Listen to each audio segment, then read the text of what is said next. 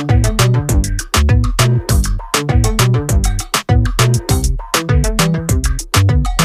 As को शुरू करने से पहले मैं आपको बता देता हूँ कि इस एज को 3 नामों से जाना जाता है। पहला एलिजाबेथन एज, दूसरा शेक्सपियरियन एज और तीसरा रेनेसा। तीनों ही नाम बड़े फेमस हैं। अगर किसी भी नाम से पूछ लिया जाए तो कंफ्यूज होने की ज़रूरत नहीं है, तीनों एक ही एज के नाम हैं। कैसे एक ही नाम है मैं आपको बताता हूँ। एलिजाबेथन एज तो इसको इसलिए कहा जाता है क्योंकि इस पीरियड में क्वीन एलिजाबेथ फर्स्ट इंग्लैंड की राजगद्दी पर बैठी थी। 1558 से 1603 तक उन्होंने राज किया था। दूसरा शेक्सपियरियन एज इसको इसलिए कहा जाता है क्योंकि उस वक्त सबसे बड़े ड्रामेटिस्ट थे शेक्सपियर। शेक्सपियर से बड़ा कोई भी ड्रामेटिस्ट नहीं था। उन्होंने अपनी क्वालिटी और क्वांटिटी को मेंटेन रखते हुए ऐसे ऐसे ड्रामाज लिखे कि इस एज को इंग्लिश ड्रामा की गोल्डन एज बना दिया। तीसरा और सबसे ज़रूरी नाम रेनेसा। रेनेसा इस एज को इसलिए कहा जाता है क्योंकि रेनेसा का मतलब समझ लो, इसका हिंदी में मतलब होता है पुनर्जागरण, यानी फिर से जागना। और इस टाइम पर किसका रेनेसा हुआ था? लर्निंग का रेनेसा, यानी कि लर्निंग फिर से जिंदा हुई थी। लर्निंग को फिर से जिंदा किया गया था। लर्निंग सिर्फ लिटरेचर की लर्निंग नहीं, हर क्षेत्र के अंदर नई नई डिस्कवरीज की जा रही थी। ऐसे में लिटरेचर के लिए भी थिएटर्स खोले गए, तो इस एज को रेनेसा कहा जाता है। लेकिन दोस्तों, इंग्लैंड में डायरेक्टली रेनेसा नहीं आ गया था। इंग्लैंड में रेनेसा आने से पहले इटली में रेनेसा आया था।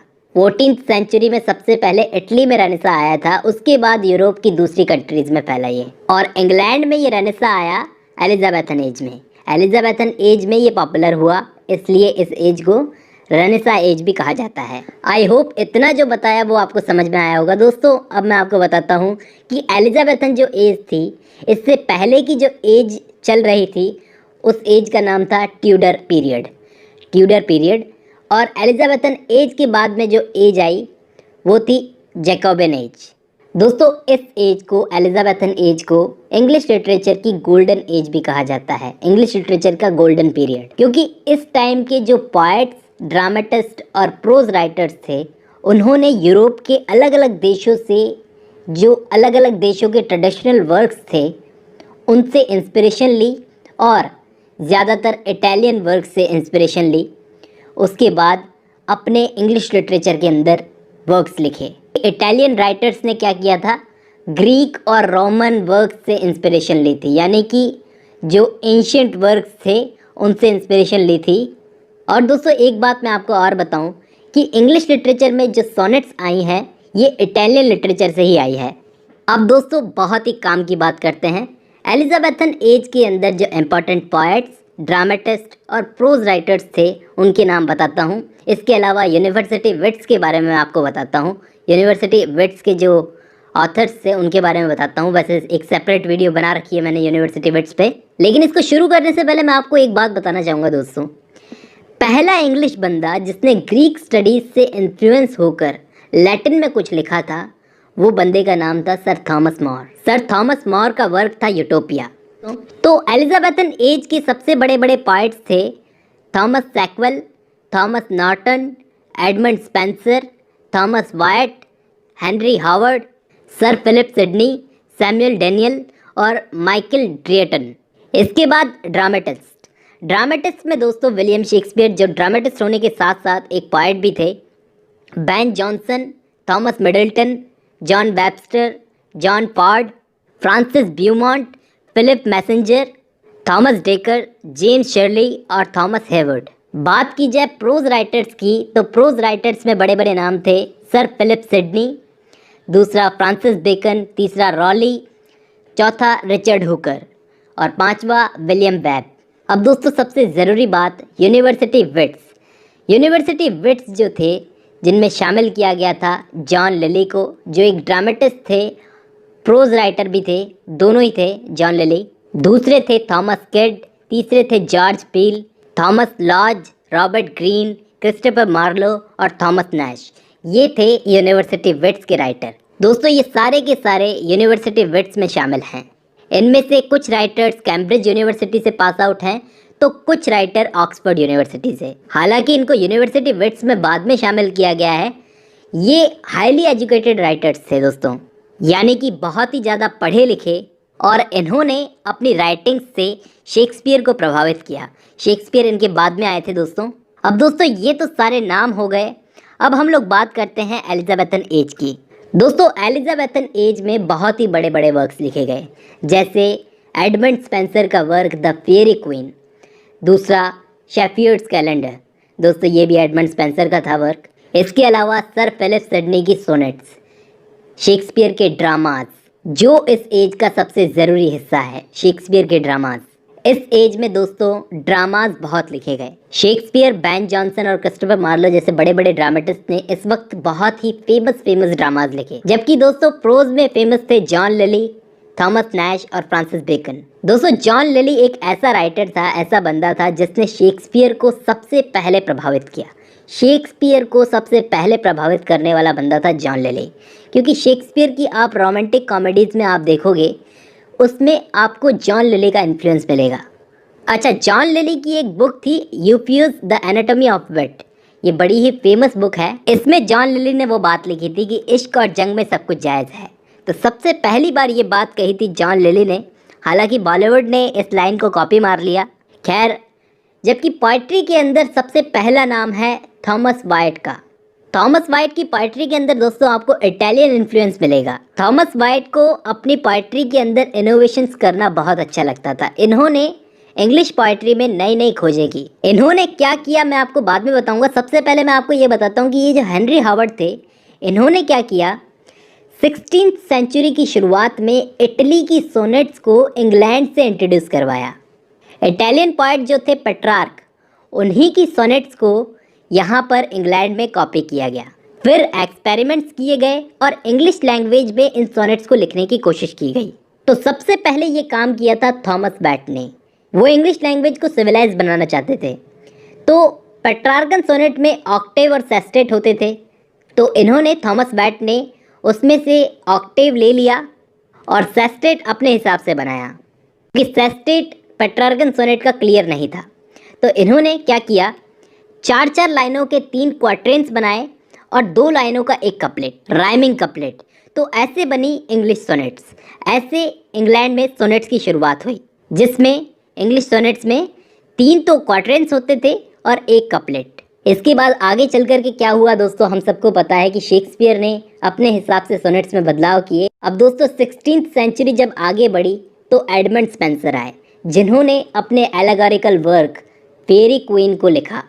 और दोस्तों सर फिलिप सिडनी, जो कि एक राज दरबारी और सिपाही थे, ये भी एलिजाबेथन एज के एक पॉपुलर पार्ट थे। और दोस्तों जहाँ तक बात की जाए शेक्सपियर की, तो शेक्सपियर ने भी पोइट्री में अपना हाथ आजमाया था।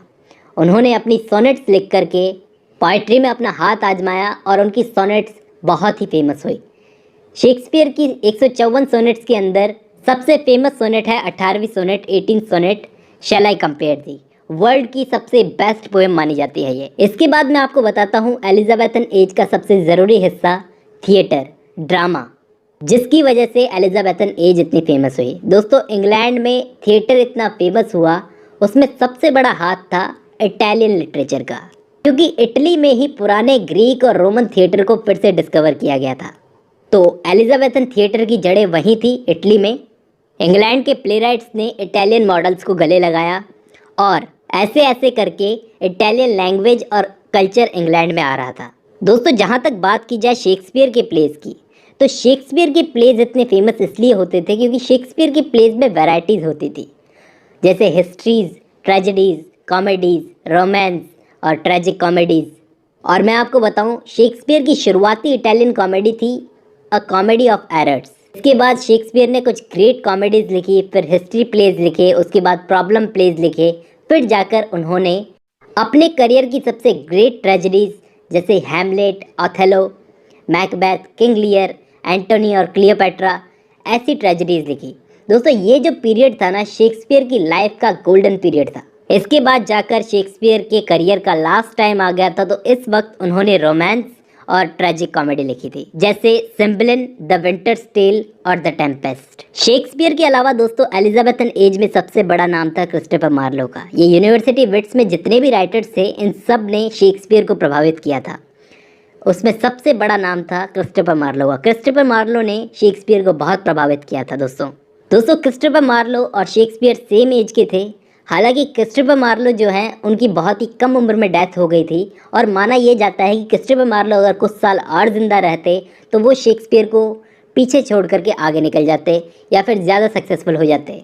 लेकिन फिर भी दोस्तों, ऐसी बात कहने से पहले मैं आपको बता दूं कि क्रिस्टोफर मार्लो अपने वर्क्स के अंदर मॉरलिटी पर ज़्यादा फोकस करते थे। क्रिस्टोफर मार्लो शेक्सपियर की तरह फ्लेक्सिबिलिटी नहीं रखते थे, इतनी सारी वैरायटीज़ नहीं थी। शेक्सपियर के प्लेज में जितनी भी वैरायटीज़ थी वो मार्लो के प्लेज में नहीं थी। हालांकि वो ट्रेजेडीज़ को ज़्यादा पसंद करते थे कॉमेडीज़ की बजाय। खैर, फिर भी क्रिस्टोफर मार्लो के वर्क्स में बहुत ही दम होता था।